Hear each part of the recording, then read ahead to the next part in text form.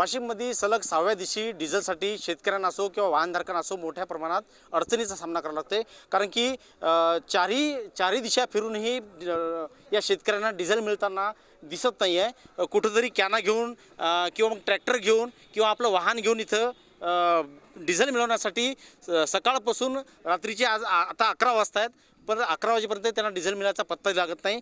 मात्र या शेतकऱ्यांचा असा आरोप आहे की काही खाजगी जे वाहनं आहेत, जे ट्रॅव्हल्स आहेत, काही मोठे लोडिंगचे वाहन आहेत, त्यांना मोठ्या प्रमाणात डिझेल दिलं जात आहे। मात्र शेतकऱ्यांना कुठंतरी डिझेल देण्यासाठी इन्कार केला जात आहे, असा शेतकऱ्याकडून आरोप केला जात आहे। दादा, तुम्ही केव्हापासून आलात, नेमकं काय तुमचं अडचण? सकाळी 8 वाजतापासून मी इथं जेवण नाही केलं।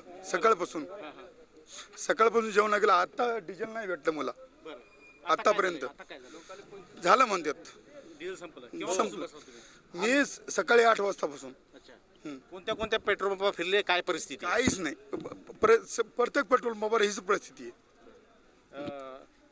प्रत्येक पंपावर सकाळी 8 वाजेपासून फिरूनही रात्रीचे आता 11 वाजता पेट्रोल संपलं असं म्हणून शेतकऱ्यांना खाली हात जाण्याची वेळ आली आहे। दादा, काय नेमकं सांगाल? साहेब, मी या साहेब लोकांना सांगायला मंगापासून 2000च द्या आम्हाला डिझेल। यायनं 25,000 एका माणसाला डिझेल दिलं इथं। आम्ही द्यायला 2,000च द्या म्हणलं।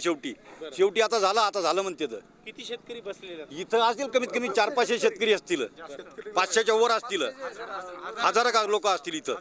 एकूण जर पाहायला गेलं तर 500 ते 1000 शेतकऱ्यांची इथं लंबी लाईन लागलेली आहे। वाहन घेऊन आले, कॅना घेऊन आलेत, मात्र त्यांना कुठल्याच प्रकारचं डिझेल मिळत नाही। आता डिझेल संपलं म्हणून पंप चालक सांगतायत आणि त्यांना आता रिकाम्या हाती परतण्याची वेळ आलेली आहे। सरकारने व्यवस्था करून द्यावी अशी मागणी शेतकऱ्याकडून होत आहे। किमान 20 लिटर तरी द्या किंवा आमच्या शेताचं खरीपाचं नियोजन करण्यासाठी संधी द्या, अशी आता विनवणी शेतकरी करतायत। मनोज जयस्वाल, एबीपी माझा, वाशिम।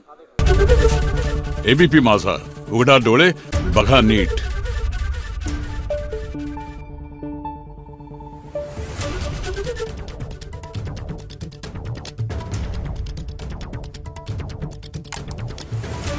Thank you.